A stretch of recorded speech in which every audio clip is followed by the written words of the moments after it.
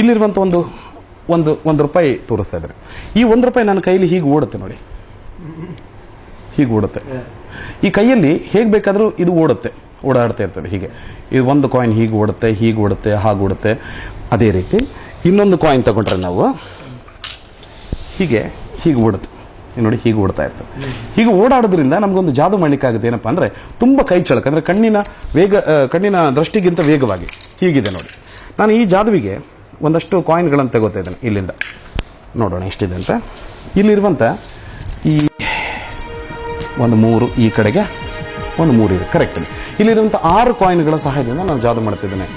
Doctor Veerendra Hegde ಅವರೇ, ನಾನು ನನ್ನ ಎಡಗೈಯ ಮೇಲೆ ಈ ಬದಿ ಇರುವಂಥ 1, 2, 3 ಕಾಯಿನ್ ಇಲ್ಲಿ ಹಾಕ್ತಾ ಇದ್ದೇನೆ. ನನ್ನ ಬಲಗೈಯಲ್ಲಿ ಇಲ್ಲಿ 3 ಕಾಯಿನ್ ಇದೆ. ಅಮ್ಮ ನೋಡ್ಕೊಳ್ಳಿ ಅಮ್ಮ, ಹೀಗಿದೆ ನೋಡಿ. ನನ್ನ ಕೈ ಇಷ್ಟು ದೂರ ಇದೆ.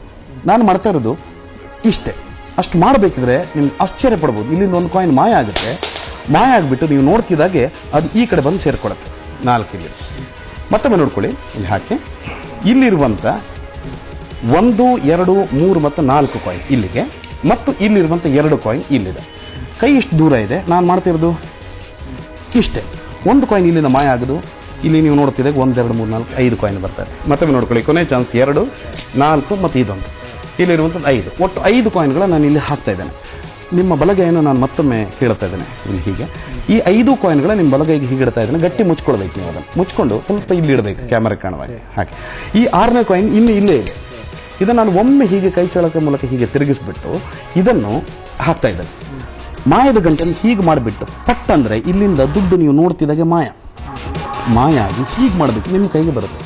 ದಯವಿಟ್ಟು ಒಂದೊಂದಾಗಿ ನೀವು ಲೆಕ್ಕ ಹಚ್ಕೋಬೇಕು. ಕೆಳಗಡೆ ಒಂದೊಂದೇ ಹಾಕಬೇಕು. 1, 2, ಅಲ್ಲಿ 3, 4